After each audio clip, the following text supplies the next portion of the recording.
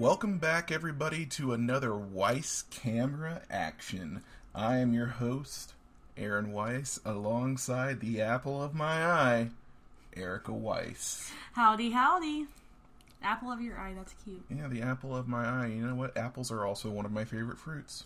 There you go. And it's fall time. Yeah. And apples are the, what do they call it? Fruit of fall? Something like that. Fruit of fall they are indeed.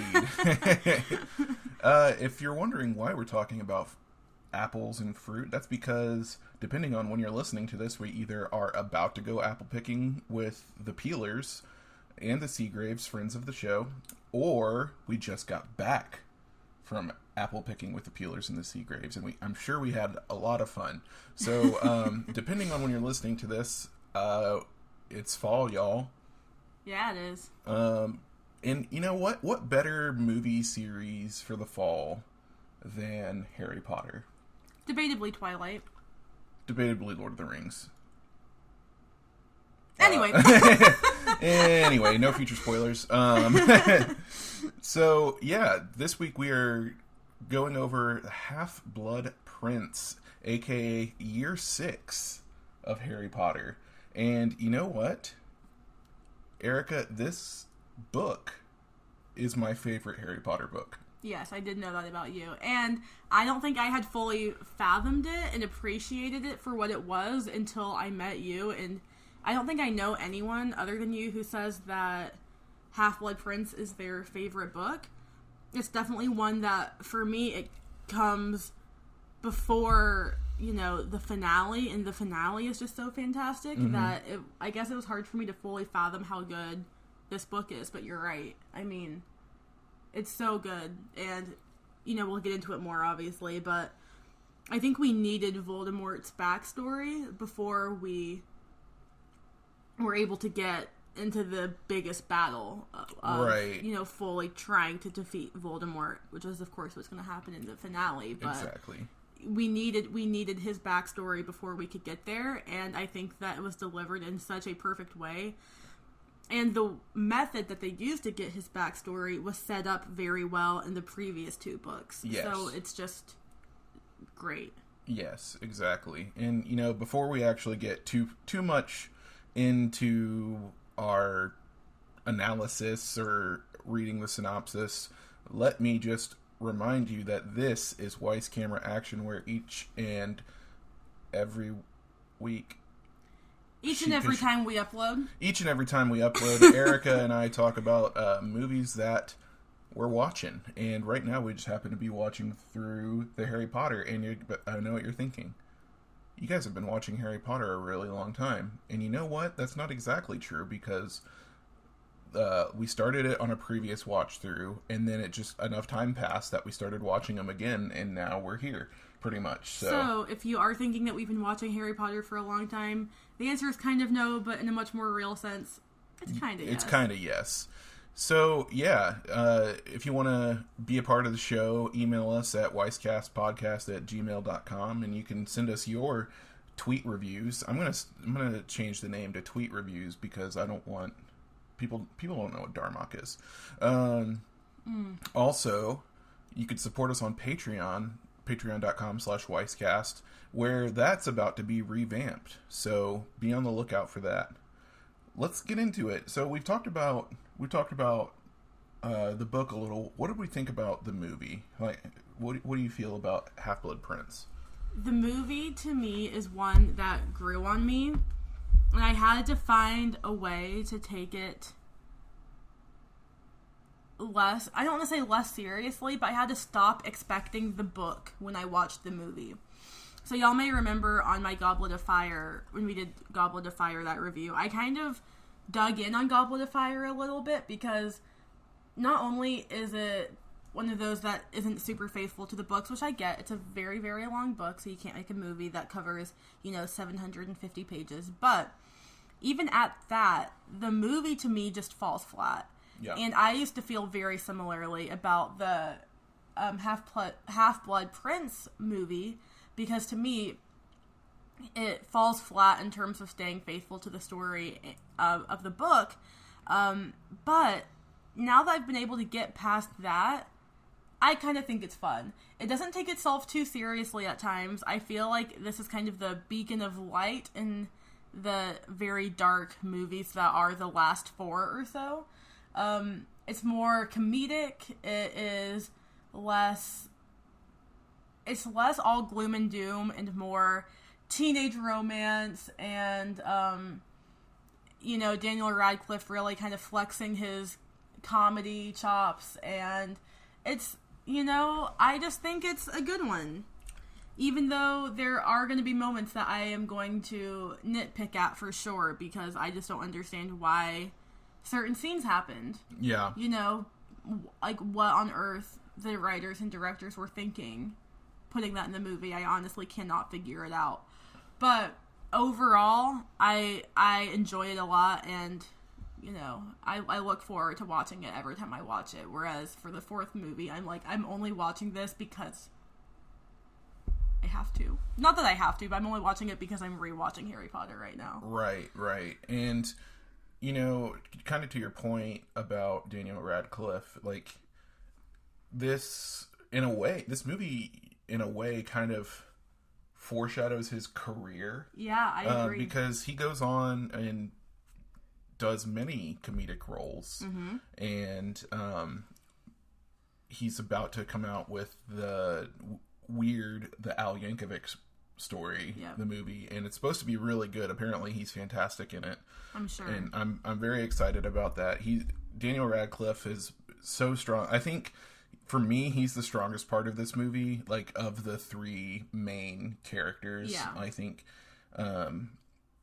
in previous movies, he's kind of outshined a little by like Emma Watson. Mm-hmm. But I think, like, for me, this movie is one where he just, like, really comes to his own as an actor. And it's really interesting that I see it that way and you see it that way, because Daniel Radcliffe himself does not see it that way. I was gathering some fun facts that we'll get to in a moment when we get to that segment of the show, but I've also heard this even before I was doing, my research for the show today, but this is his least favorite movie of himself to watch in terms of the Harry Potter movies. And I know that he has, like, Daniel Radcliffe in his past struggled with alcohol. Mm-hmm. And I think that this is one of those movies where in his personal life he was struggling a bit. And I think he sees that in himself when he watches it, and he's not super pleased with his performance in the movie, and I'm sure that has some reason as to why. But I don't know. I've heard him say that he prefers his acting whenever it's a movie that oh my gosh, I'm blanking on his name. Gary Oldman is in, because he thinks Gary Oldman just brings out a lot of good acting in himself. Mm-hmm. And that this is just one of those movies that he doesn't think he's great in. Right, and then this is the first one in the last 3 movies that doesn't have Gary Oldman in it. Mm-hmm. So I'm sure that also adds to his thought process in this. And, I think I definitely have a lot of the same sentiment as you do. Like, there's so much in the book. Like, how could they, like, super faithfully reproduce it into a movie?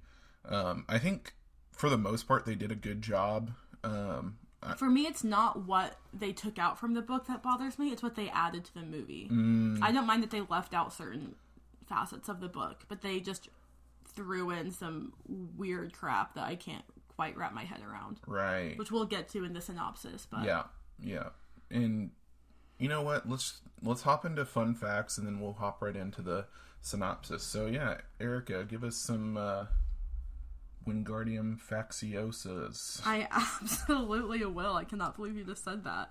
Okay, so we get young Tom Riddle again in this movie. And fun fact number 1 is that Hero Finds Tiffin was cast as young Tom Riddle, age 11, and his uncle, Ralph Fiennes, plays Lord Voldemort, which is really cool to me. Yes, so director David Yates says that he hired Hero because of his resemblance to his uncle partially, but mainly because he thinks that the actor brings a dark, haunted quality to the role, which I totally agree. But I think it does help that he does, you can see a facial resemblance between him and Ralph Fiennes. So I might have zoned out. Did you say that this is the older of the two younger Voldemorts? It's the younger one. Okay. Yep. So the one who says, I can make people hurt if I want.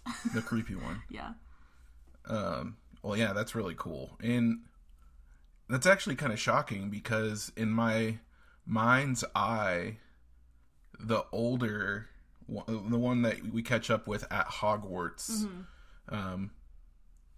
looks like Ralph Fiennes to me. Interesting. I don't think as much the younger one that's in the orphanage looks like Ralph Fiennes to me. What I think about is it's kind of in the eyebrows and in the eyes. You know how if you see a picture of Ralph Fiennes not as Voldemort, I feel like in his headshots he kind of has those low eyebrows and those kind of haunting eyes. I think that Hero Fiennes Tiffin has that same kind of look to him. Hero is a pretty cool first name, not gonna lie. Yeah, it is. And also, if you are a One Direction fan, you will probably know that Hero Fiennes Tiffin played the role of Hardin, aka Harry Styles, in the After movies. I have not personally seen the After movies, but to know that Hero Fiennes Tiffin has played both Voldemort and Harry Styles is quite hilarious to me. That is really funny. That's actually hilarious. What else you got? Next fact. J.K. Rowling read through the script and found a line where Dumbledore mentions a girl he had a crush on when he was younger.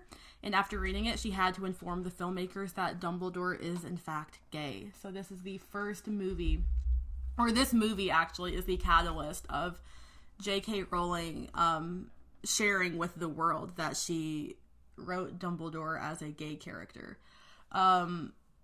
Which, I mean, people have their own views and opinions on that. If J.K. Rowling is, totally reaching and making her characters have qualities that she didn't write, and if she wanted a gay character, then write him being gay. And if other people think it's cool that she was just able to casually mention that and that she has such a deep understanding of her characters, even beyond what she wrote on the pages. So, have your own opinion on it.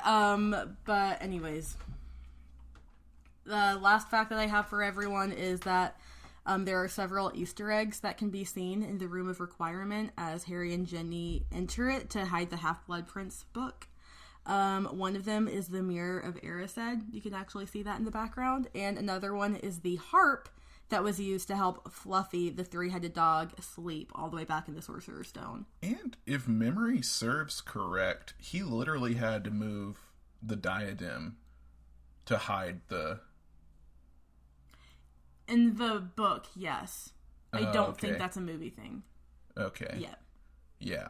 But yes, in the book. It's like, screw this crown. Yeah, let me put this crown somewhere else, and I'll put the book, yeah.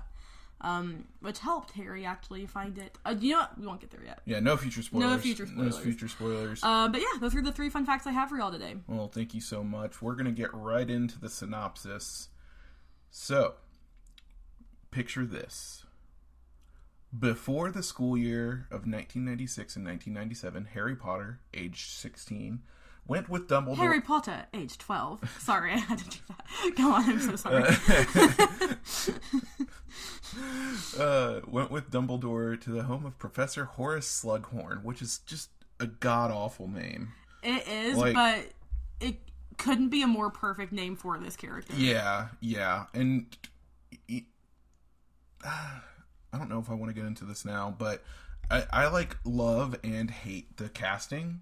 Because I love the actor, and I think he plays Slughorn well, but he does not look anything like the description of Slughorn in the books. You're right. I mean, this guy, he's not exactly, thin, but I wouldn't call him, fat or portly, how he's described in the book. Or have that big walrus mustache. Yeah, he definitely does not have a mustache.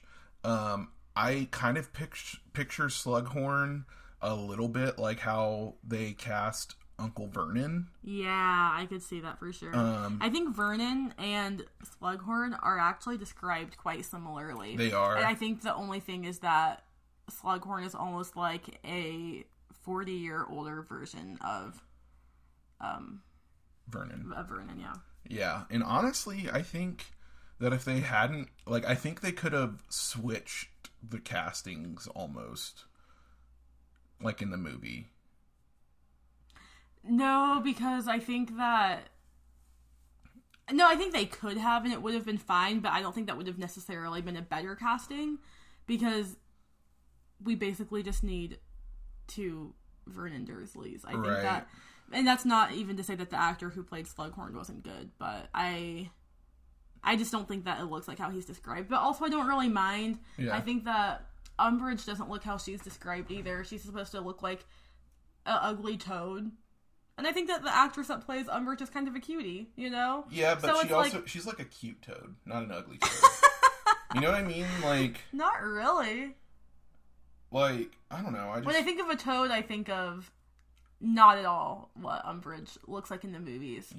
I just don't really mind the casting. There's other, you know, weird casting choices and weird costuming and hair choices made throughout the rest of the movies that I don't really mind when the character doesn't look true to how they're supposed to be in the book, as long as the vibes are the same. And I'm getting the same vibes. Yeah, you're right. I just think it would have been cool to see Richard Griffiths as Slughorn. Okay, yeah. No, I agree. Honestly, they might have not even had to flip the casting, like, at all. Like, they wouldn't... I don't remember the guy's name that played Slughorn, but, like, he wouldn't necessarily have had to play Vernon Dursley from the beginning. But it would be kind of cool if they gave Richard Griffiths that part for the movie, so he played both Vernon Dursley and, like, you know, did some makeup or digital work to make him look even older for playing Slughorn. That would be really That would have been pretty cool. I think it might have ended up being confusing for more casual Harry Potter viewers who were like, wait, why? What? Do you know what I mean? Yeah. Yeah, but I mean, actors play two completely different characters in movies all the time. Yes, I mean, they did the same thing for, oh my gosh, who played, Griphook and, Flitwick? Oh, yeah, Warwick Davis. Yes, thank you. But I think that was able to work because they gave him an entirely new prosthetic face to play Griphook, and he looked more like himself for Flitwick.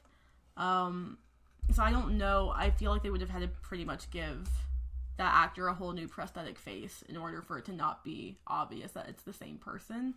And I think that would be the confusing aspect for casual viewers of the movies, to think that why is this person now playing that person? There's been so much, like, polyjuice potion, someone pretending to be someone else, that kind of thing. You know what I mean? I think it would have ended up being more confusing. Like, wait, so how is Harry's muggle uncle now a professor? I think it would have just ended up being confusing. Yeah. But I agree, he would have been great for the role. I agree with that part of it. I just had a crazy idea. What is it? What if he had multiple personalities disorder, like Uncle Vernon, and his other personality was Slughorn, like this great wizard who, like, pretty well known and famous, and, like, wouldn't that just be insane?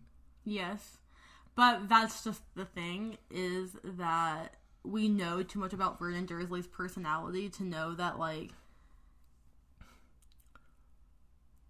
I don't know. Well, I mean... I just don't think he is at all understanding of anyone who is quote-unquote different. So someone who has, like, Well, that's the beautiful thing about movies. Like, in movie logic, multiple personality disorder does not, like, they don't know anything about their other personalities. Oh, movie logic. Like, in real life, they might know or get an explanation or whatever, But in movies, they have no idea. I don't think... But we're literally just grasping at straws right now and creating our own fan fiction. Yeah, well, I was going to say, I also don't think that people with multiple personalities, like, black out of their other personalities when they are in a different persona. I think that they're always aware of the other, like they're called quote-unquote headmates. I think that you're always aware of the other people who are... Yeah. The other personalities, I should say, that you have in your brain. Exactly. And so, but of course, movies like to make it seem... crazier than it is. Yeah. And... Well, we are so off topic. Yeah, and you know what? That was only one sentence in the synopsis. Sorry, folks. Let's keep going. Harry and Dumbledore go to the home of Professor Slughorn.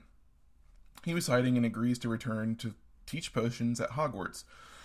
Dumbledore fixes the damage in the home. Later, he takes Harry to the Burrow, where Harry is again reunited with his best friends Ron Weasley and Hermione Granger, as well as Ron's younger sister Ginny. I love this scene when they're all poking their head from, like, up the stairs, and the Burrow is just, like, such a tall, narrow house.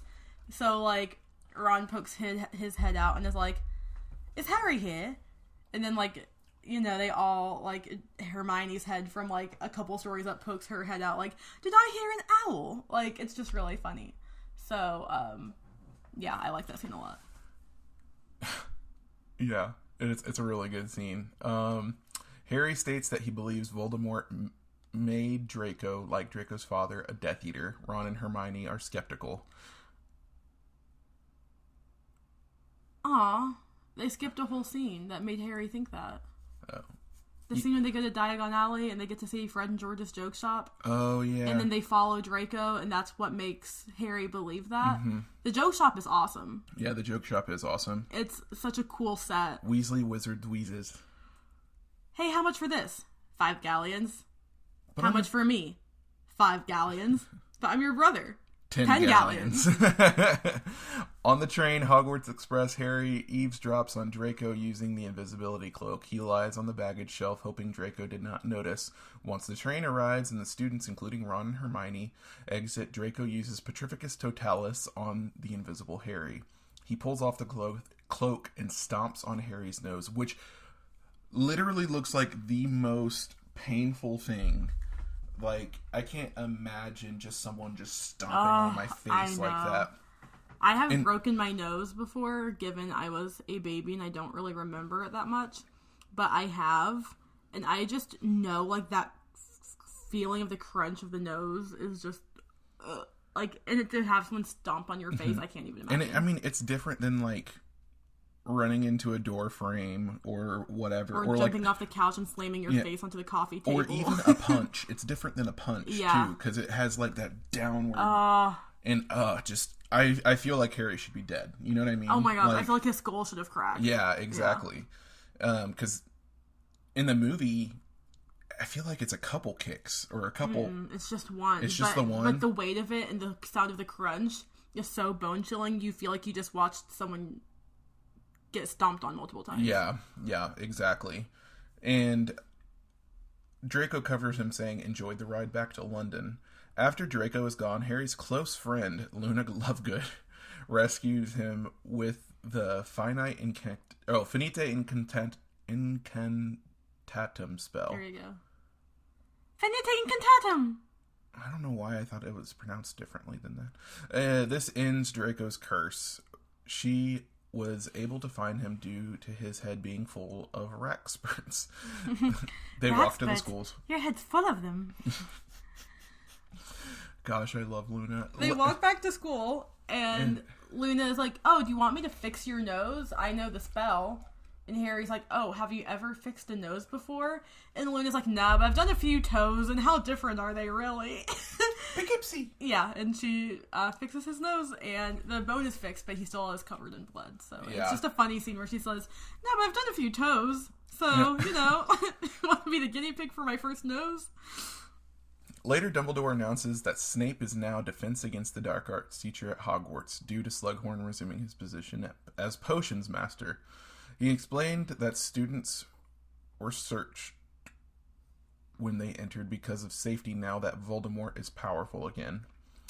This is like the shock of the century that Snape finally got to be Defense Against the Dark Arts, especially at a time when Voldemort is powerful again, and many students, Harry included, believe that Snape still can't be trusted. Even though Dumbledore trusts him, he's like, we don't know for sure that Snape is on our side. We know he used to be a Death Eater. Why do we believe he's not still a Death Eater? This is so foolish.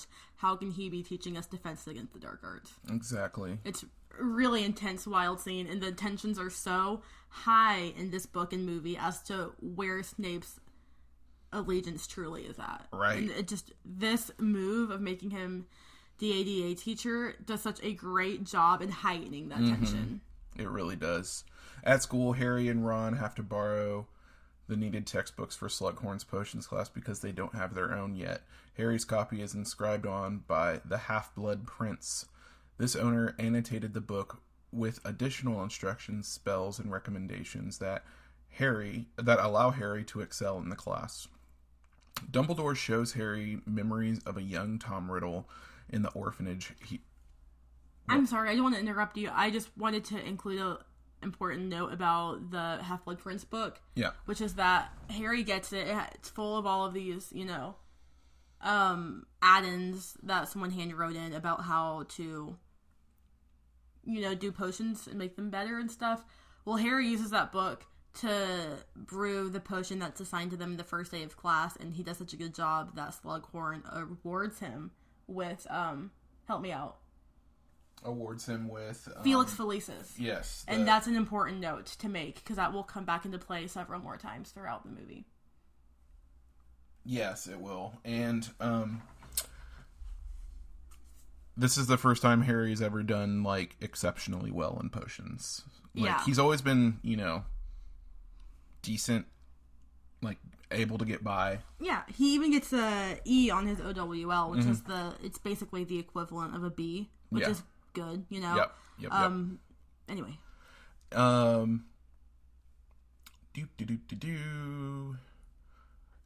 Dumbledore shows Harry's memories of a young Tom Riddle in the orphanage he was raised in and reveals that Slughorn retains a memory critical to Voldemort's defeat. Ron becomes keeper of the Gryffindor Quidditch team and forms a romantic relationship with Lavender Brown, leaving Hermione disconsolate. Harry consoles Hermione, revealing that he now has feelings for Ginny. Harry spends the Christmas holidays with the Weasleys. On Christmas Eve, Bellatrix Lestrange and Fenrir Greyback set fire to the burrow. Back at school, Ron is nearly killed by poisoned mead, a drink originally intended for Dumbledore. Can we stop here really quick and talk about that scene at the burrow where Bellatrix and Fenrir show up and just set everything on fire? Yeah. I'm so sorry, but that makes literally no sense. Because if they know that... I mean, the whole point of Harry being able to go to the burrow for Christmas is because that's a safe place for him, and they know that they can put up protections around the burrow to keep him and the Weasley family away from Voldemort and Death Eaters. Yep. So the fact that Death Eaters are able to get there, it's insane. And Harry runs out to try to stop them.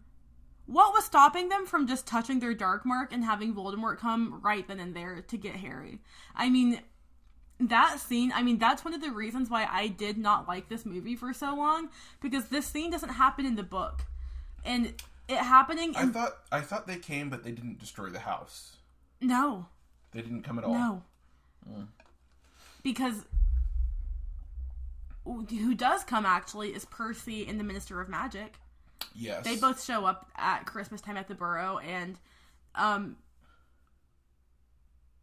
but that makes so much more sense. Yep. Because Percy is like, hey, I'm coming home. And of course his parents are thrilled to see him because he's been kind of not disowned, but he kind of, Percy disowned his family. His family didn't disown him, I guess. Yeah. So they're happy to see him, but he's only there with the excuse of bringing the minister for the minister to try to convince Harry to kind of be the poster boy of the resistance. Mm-hmm. And Harry is very discontent with the ministry, so he decides not to do it. But That's the scene that happens at the Burrow at Christmas time in the book. Right. Not the Death Eaters showing up and having access to Harry.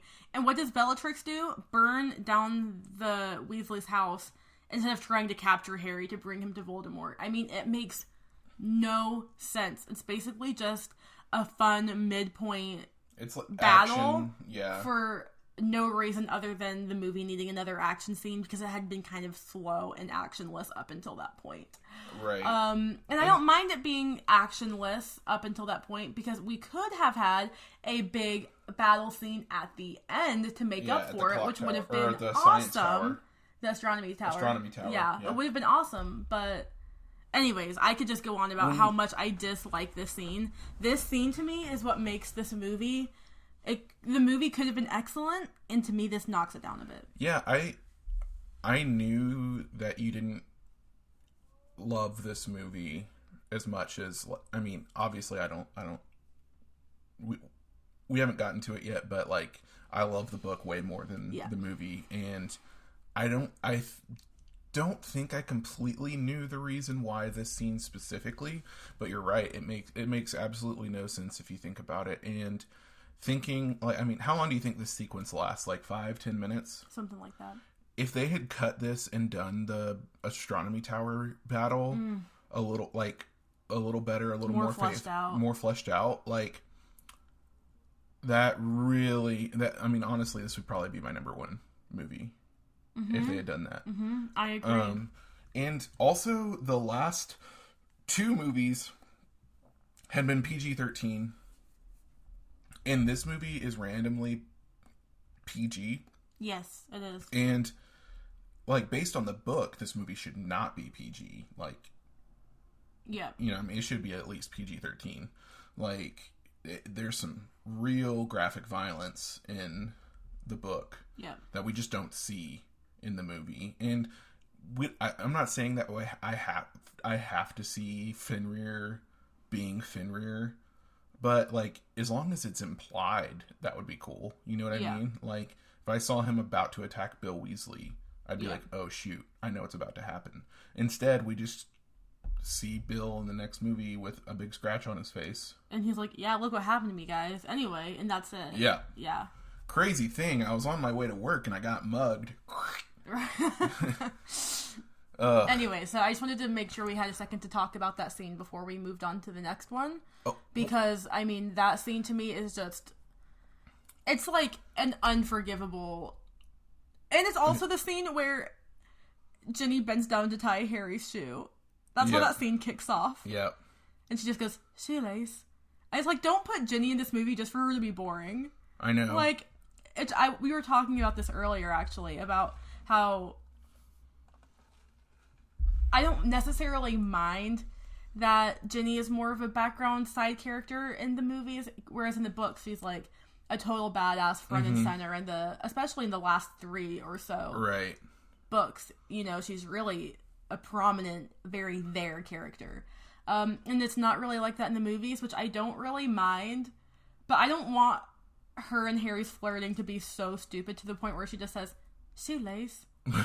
It's like, at least have her do something a little more. Like, that was so silly. So, yeah, and whatever. We were also talking about how people blame the actress and not, like, the writing or the direction. Oh, totally not. You can be the coolest, most amazing actress in the world, but if your line is shoelace, I'm so sorry. There's not much to do with that. They could have literally gotten someone who's done leading roles like Emma Stone or, you know, whoever, and Ginny wouldn't have been any better in the movies. I agree. Like, I agree. They could have gotten a name for the role, and Bonnie Wright's great. I really do think she's exactly who I like would imagine in the books for Ginny. Oh, I think to me, she is Ginny. Yeah. Yeah. But yeah, the writing and direction wasn't always great for her. Yeah, I agree.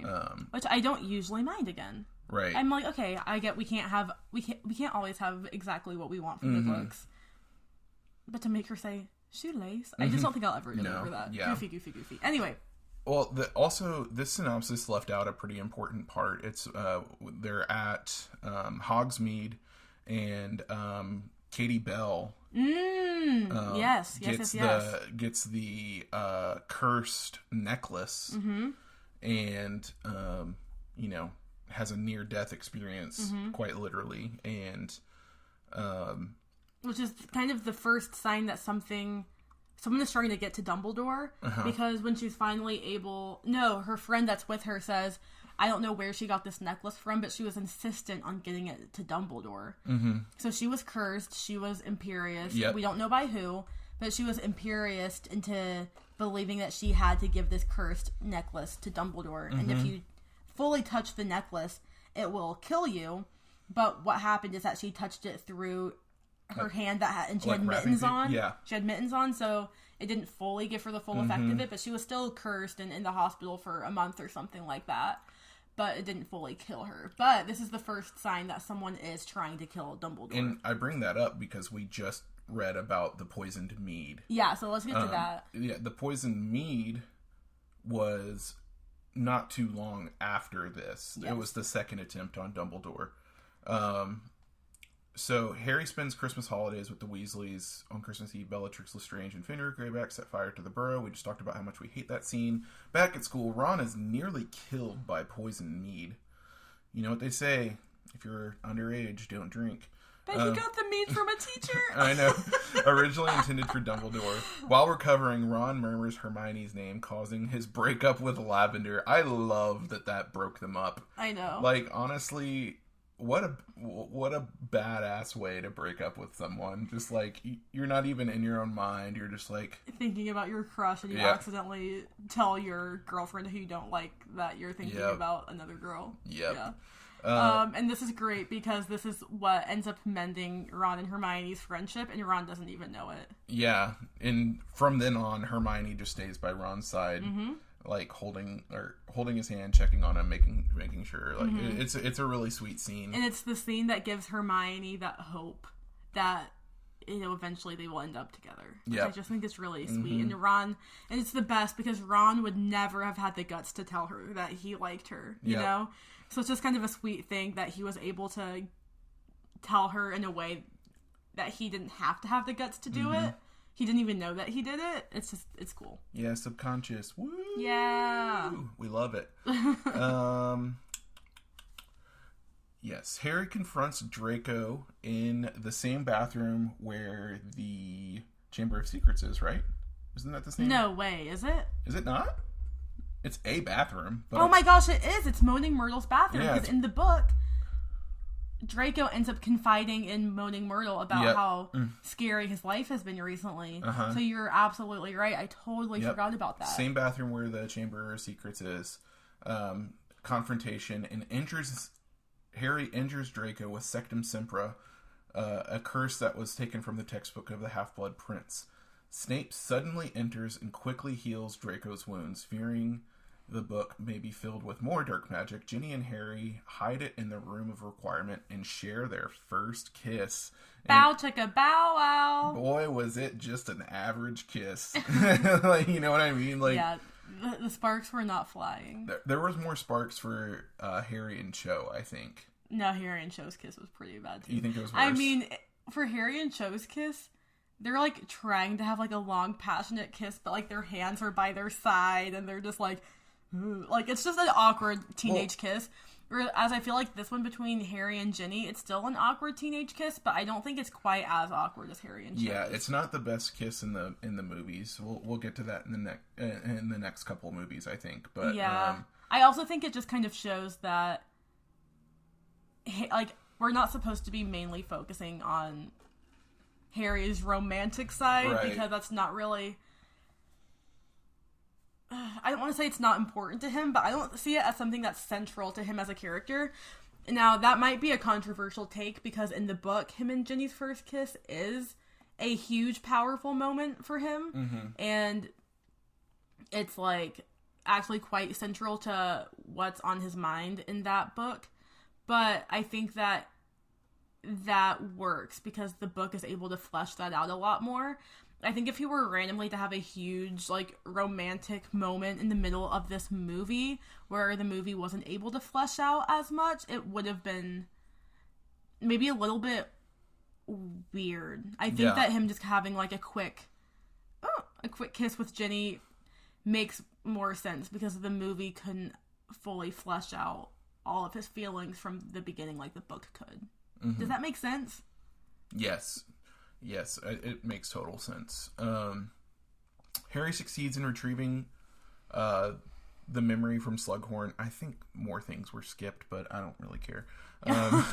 Harry succeeds in retrieving the memory from Slughorn. Well, which happens because of the Felix Felicis. They've left out the Felix Felicis this whole time. Oh my gosh. They left out that Harry pretended to give it to Ron so he could win the Quidditch match. They leave out that he took it in order to get the memory from Slughorn. Right, alright. Let's actually talk about that real quick, because Okay. this synopsis is actually pretty bare bones and or bad. Which is okay. We still love you, Harry Potter fan wiki. Thank you very much. Yes, thank you to the author, whoever wrote this. You're great. You just left out a bunch of key stuff. Okay? Get it together. Well, he's writing a synopsis about a movie, which is a synopsis about a book. So when you think about it, we're going to get to pretty bare bones by the end of it. That's fair. But yeah, the Felix Felicis, I can't say it. That's good enough. Liquid Luck. Let's just call it that. It's so much easier so to much say easier. Liquid Luck. The Liquid Luck.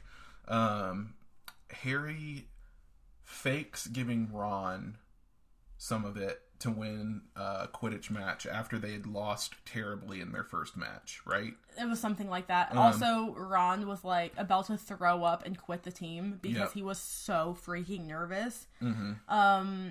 And Harry was like, I'm just going to pretend to give him some, and hopefully that will trick him into thinking he is lucky and make him play better. Because Ron really does have the skills to be a good Quidditch player. It's just his nerves that make him so bad. So that's what gave Harry the idea to not really do it, because that would be illegal and kind of a waste of potion, because he knows it's just Quidditch and Voldemort's back, so he might need it for more important things later. Yeah, so that's the first time it's quote-unquote used. It's not really used, but that's the first time that we think it's used. Yeah, and then later, Harry uses a sip of it for a few... I think the whole vial is like 12 hours worth, and I think he uses enough for... like 2 or 3 hours. I was going to say 3 or 6, but I think it's 3. Okay. Uses enough for 3 hours worth of luck. Just takes a sip, so roughly a quarter of the vial. And Ron and Hermione are like, okay, great. Now that you've had some, you're going to go straight to Slughorn's office, right? And Harry's like, nope. I'm going to go see Hagrid. Going to Hagrid's. I just have a really good feeling. He's like, I think it's the place to be tonight. Yes. You know what I mean? And this is the scene where we see Harry or Daniel Radcliffe's comedic chops, because he's just being very whimsical and kind of like almost like overacting in a comedic way. But it works. It works because this is exactly how it's described in the book. Not a better portrayal could have been done, I think. I know. He just is confident, almost to the point of being cocky, where he's on his way to Hagrid's. He's like, oh, would you look at that? Slughorn is over here at the greenhouse. I'll go stop by and see what he's doing. And, he stops by, they talk for a second, and Slughorn is like, you have to get back to the castle. And Harry's like, yeah, no thanks. I'm actually just going to go see Hagrid. And Slughorn is like, Harry? And Harry's like, sir? And Slughorn's like, I cannot let you go out of the castle unaccompanied in the middle of the night. And Harry's like, okay, then come along. Yeah. Then I won't be unaccompanied. Duh. It's like he's so just... as a matter of fact. Yeah, just like talking off the cuff. Doesn't really care about authority at all, which he doesn't usually care about authority that much, but he would listen to a teacher usually. Right, yeah. Especially one that he respects like Slughorn. Yeah, or he's supposed to respect because he knows he has to get the memory from him and all that. So. But yeah, they end up hanging out with Hagrid, and they have a funeral for Aragog. The giant spider from book 2. Yeah, R.I.P. And then Slughorn is like, hey, you think I could get some of his venom? It's pretty valuable. And so, he's like, only for scientific purposes, though. Of course. So he gets a few vials of that, and then they have like a little funeral where Slughorn actually says something very beautiful, like about, and it's like, it's very like generalized. like, it could be said at pretty much any funeral. Yeah. But it's also just, it's very eloquent. It's like, though his body may decay, his spirit will live on through his family and those who loved him. Yep. Which, could really apply at almost any funeral. Yep. But it sure does make Hagrid cry, and it sets the tone. And Then Hagrid and Slughorn get to drinking, and they get drunk, and Harry is finally able to get the memory from Slughorn, and this is what we've missed. I mean, we're caught up now. Harry succeeds in retrieving the memory and learns that Voldemort wanted information for creating 7 Horcruxes. 2 of Voldemort's Horcruxes have already been destroyed: Tom Riddle's diary and Marvolo Gaunt's ring. After discovering the possible location of another Horcrux, Harry and Dumbledore travel to a seaside cave where Harry is forced to make Dumbledore drink a painful potion that hides one of the Horcruxes, a locket belonging to Salazar Slytherin. A weakened Dumbledore defends them from Inferi, and they apparate back to Hogwarts on the Astronomy Tower, which they had left, where Bellatrix, Greyback, and more Death Eaters have entered with Draco's help through the Vanishing Cabinet.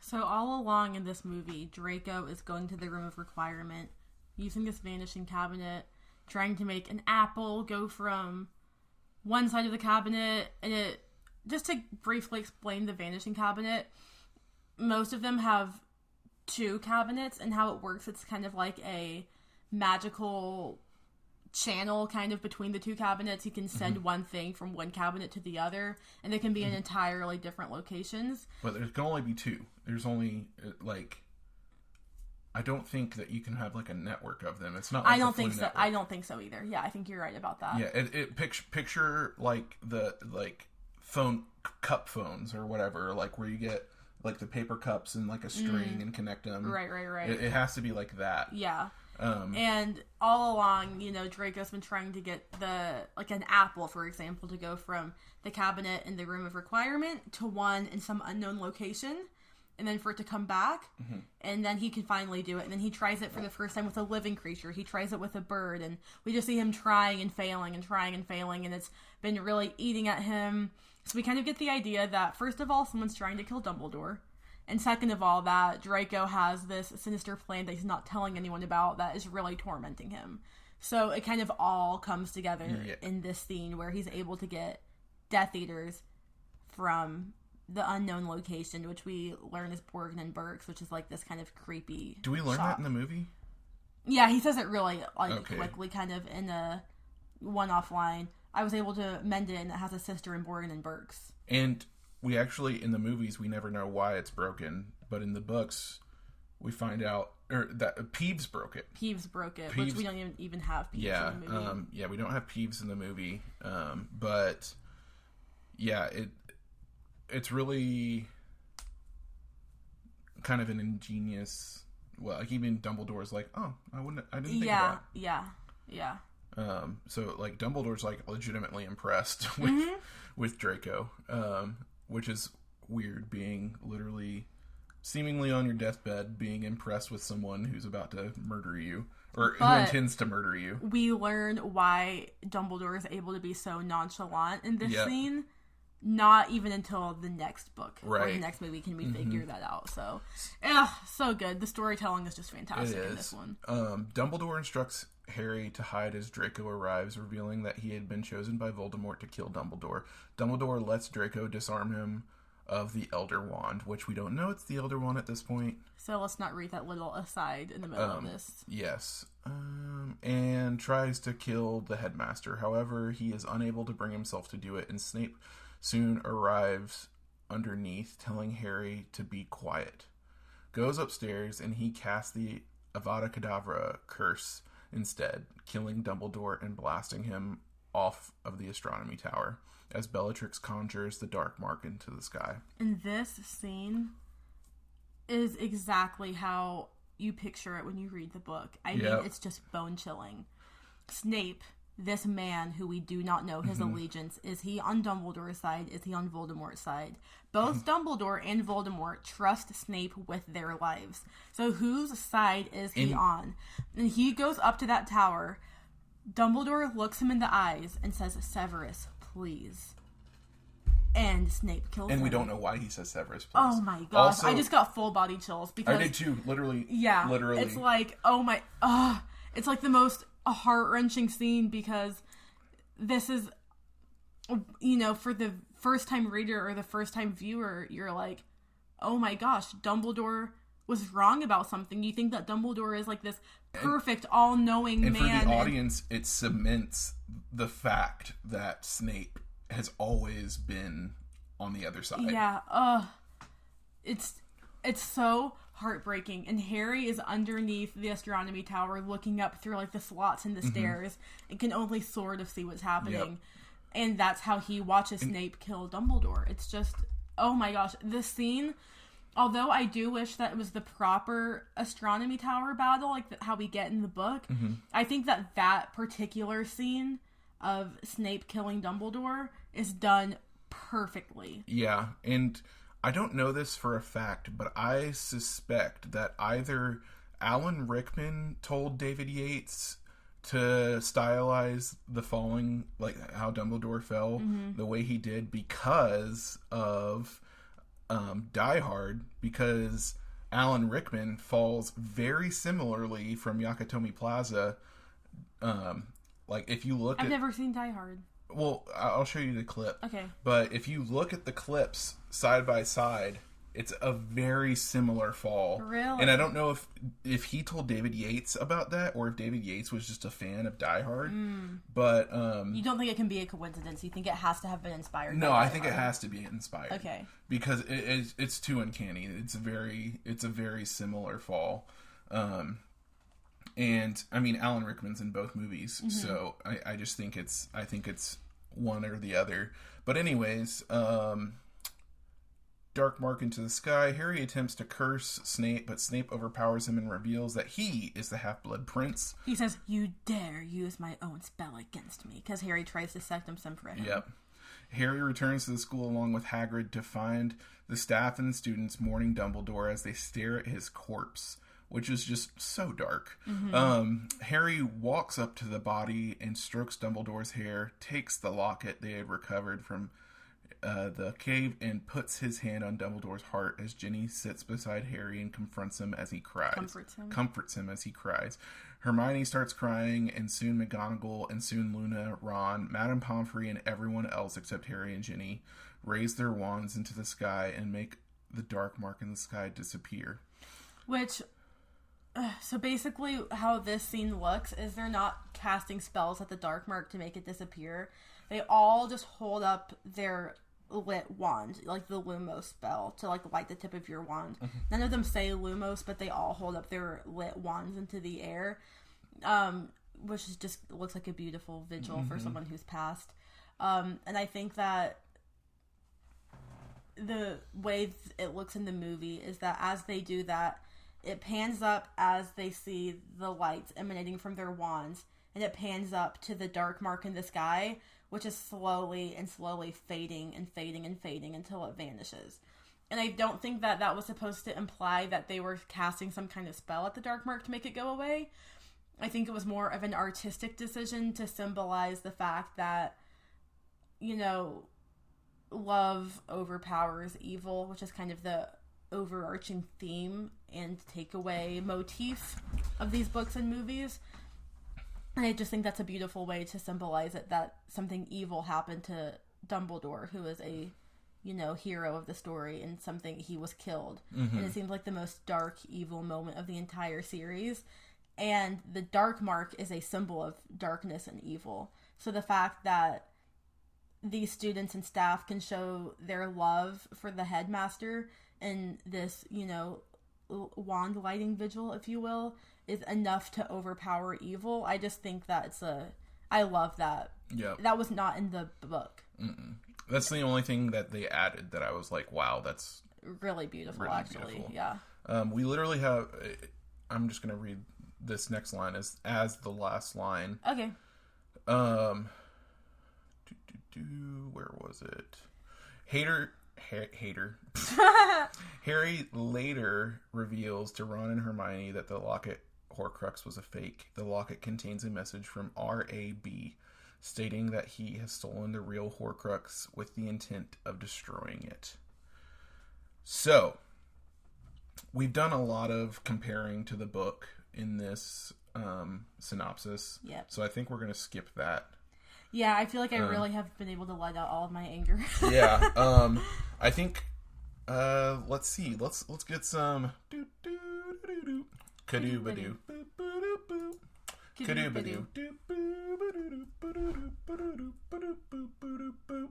Kadoo-ba-doo. Hey everyone, welcome to Kadoo-ba-doo. It's the podcast within a podcast where cool dudes talk bad dudes. The cool dudes that we are mentioning here, of course, are Aaron and I, and the bad dudes today, we will have to find out who they are. Let's discuss. Who are the villains of this movie, and how do they hold up to the villains of the previous movies? So, obviously, it's Draco. I think Draco, this is... Oh my gosh. Draco's character development is so good in this movie and book, because this is the book/movie where he becomes a villain at the highest capacity you can be to become a Death Eater, but he also becomes more sympathetic than he's ever been. Right. Which is just so fantastic how that was written. I think Draco, Bellatrix, and Fenrir Greyback. Yeah, Voldemort's not even in this movie, actually. Yeah. Yeah, let's think about that. I mean, Snape. Snape, don't you think? Yeah. Yeah. Put Snape in there too, so... Yeah. Draco and Snape. I think they're my number ones. This is like... I need to look at the list. So, as the list stands right now, we have number 1, Umbridge, Bellatrix, Voldemort, and Lucius. Number 2... Which is from the last book. Right. Number 2, Wormtail, Voldy, and... Junior? Barty Crouch Jr. Number 3, Lockhart, Voldemort, Malfoy. Number 4, Pettigrew, Snape, and Malfoy. And number 5, Snape, Quirrell, Voldemort, and Malfoy. I think it goes number 1. I just, like... Umbridge is iconic, but... Oh my gosh, but you know what? If we're talking about in terms of who the most evil villains are, I wouldn't put them at number 1. Because I don't think that Snape and Draco are more evil than Umbridge. But if we're talking about in terms of who are the most interesting villains, who are the most who are the best to... whose characters are the most interesting and whose arcs are the most interesting and them being villains is the most interesting, I think they would be number 1. So we have to decide how we're doing this. Are we ranking them in terms of badness? Or are we ranking them in terms of intriguing? I like the intriguingness, because I always think a villain is better if you can kind of see yourself in their shoes, if they are sympathetic. If you're evil... They're so much more dynamic. Do you know what? Umbridge is very one-dimensional. Yes. She's just bad. Yes. So you know? The new number 1 is Draco, Snape. Then you have the one-dimensional ones like Bellatrix. And Fenrir. And Finny Boy. Fenrir. So, the list as it goes now is Drake, Snape, Bellatrix, Fenrir... as number 1, and then I'm not going to reread them because nothing else changed. They just all shifted down 1. Yes. Wow. Kudu-da-da. Kudu-da-da. What's up, everyone? Welcome to Kudu-da-da, the podcast and a podcast where cool dudes talk defense against the dark arts teacher. I am your host, Aaron Weiss, and I am joined by fellow cool dude, Erica Weiss. Let's see. Let's take a look at this week's Defense Against the Dark Arts teacher, Severus Snape. In terms of... Okay, so this is actually going to be very interesting, book to movie. Yes. Because we don't actually see Snape teach Defense Against the Dark Arts at all in the movie. Right. But we do see it in the book. And what he teaches Harry about Defense Against the Dark Arts in the book, in Half-Blood Prince, is he teaches him non-verbal spells. How to cast a spell without having to say anything out loud. And this is very crucial as the story continues to unfold. It's like a very important lesson for Harry. But it's interesting because Snape ends up teaching Harry a lot more about potions than he teaches him about Defense Against the Dark Arts in this book. Yep. Without even knowing he's teaching Harry about potions. Because he doesn't know that Harry has his old textbook. Mm-hmm. So, this is interesting. This is the first time that Snape actually teaches Harry potions. Because basically all along Harry is, like, not learning anything in potions class because Snape is such an awful teacher. Mm-hmm. But it's interesting. This is, like, the book where Snape is the best teacher, but not because... Do you know what I mean? It's just really... In my mind... It's interesting. In my mind, he goes to... between Fake Moody and Lockhart. I was thinking of putting him between Harry Potter and Fake Moody. I think he could really go in either place. The thing is... do you know what? Moody teaching him how to block the Imperious Curse is probably more important than Snape teaching him nonverbal spells. So, you're right. Fake Moody goes before him. So. Snaps. So, number 1, we have Lupin. Number 2, Harry Potter. Number 3, Fake Moody. Number 4, Snaps, a.k.a. Severus Snape. Number 5, Lockhart. Number 6, Quirrell. And number 7, Umbridge. And honestly, Lockhart at number 5 just seems too high. But when you consider Quirrell and Umbridge... Yeah. It's just true. Yeah. So, how are we going to score this movie? I think... So, the list right now reads... Number 1, Harry Potter and the Prisoner of Azkaban with a 9.5. Number 2, Harry Potter and the Sorcerer's Stone with an 8.25. Number 3, Harry Potter and the Order of the Phoenix with 8.25. Oh, those are both tied for second. In third, we have Harry Potter and the Chamber of Secrets, 7.5. And Harry Potter with the Goblet of Fire at number 5 with a 6.5. I would give this movie...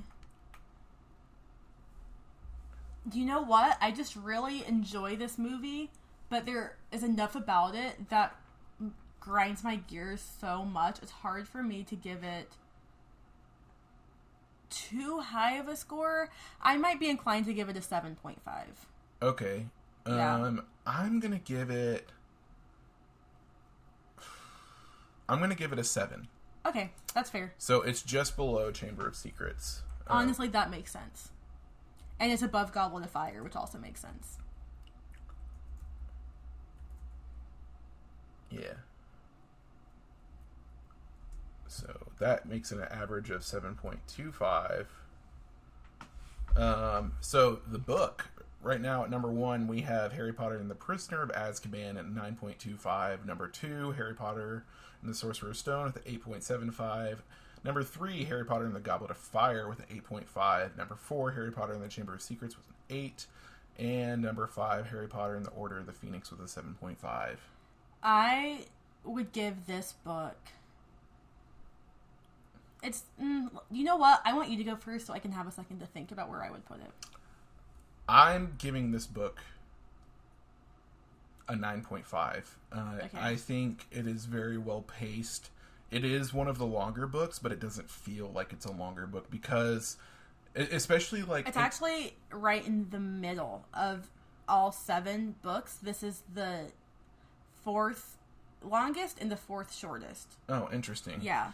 But yeah, it's still thick compared to the first 3. Yes, it is. And I think that the pacing is so much better than the previous 2 books.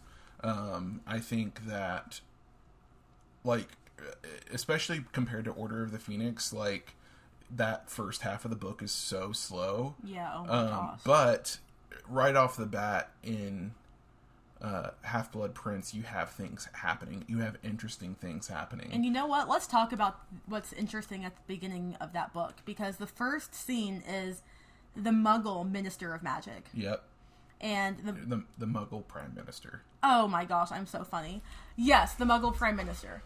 And you have Cornelius Fudge. Cornelius Fudge, who has just been sacked. Yeah. Chatting with him. Yeah. Which is an awesome scene. And that is actually when we get a little more insight about Kingsley, which Aaron and I have been having a real moment with Kingsley recently, like kind of fathoming how cool he is as a character. The fact that he is a triple agent. Were we talking about that in the last episode, actually? Or did we not talk about that in the last episode? I don't think we've talked about it on podcast, but... Can we just give a quick... Oh, wait, no, we did. We definitely did. I remember. Because it's just too good not to talk about how he's, like, the true triple agent of this, like, series. He's fantastic. So, anyway, that's the first chapter. And then the second chapter, we're still not with Harry yet. The second chapter is...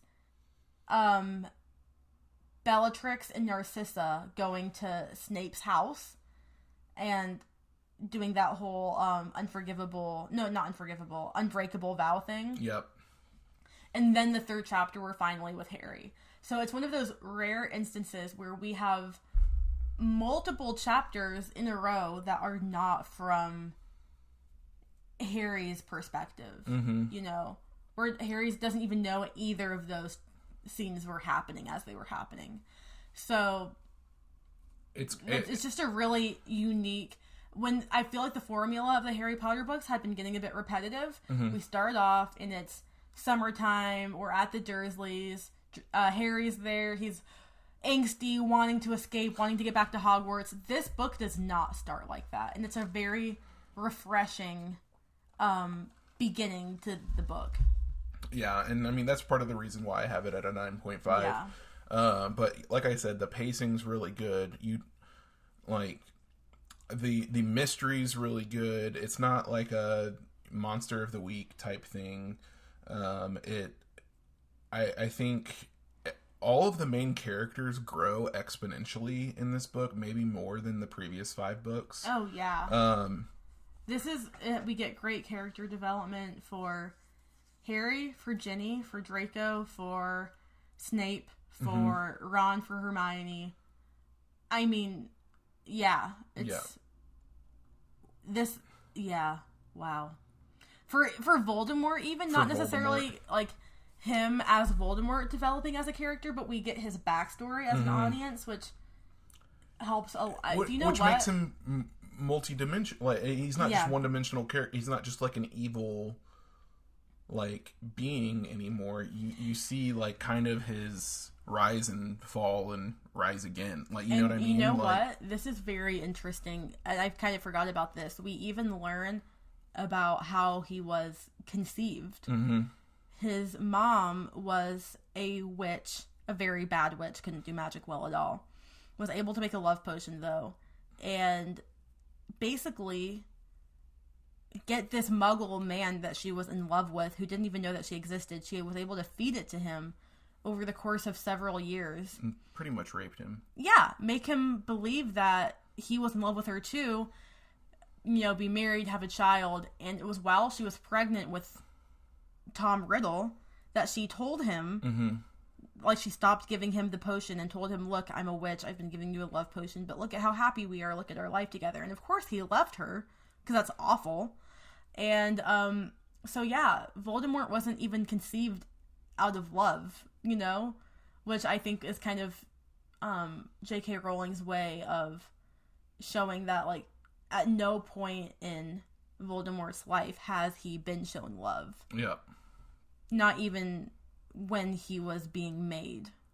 Yeah. So, do you know what? Wow. I need a score from you. I'm going to give it a 9. Heck yeah. So it's going to be tied with Prisoner of Azkaban. But because I'm doing the list, I'm putting it above it. Thanks for letting me talk that out. I really was torn about where I wanted to put it, but all of those details that we just talked about, honestly, this is a perfect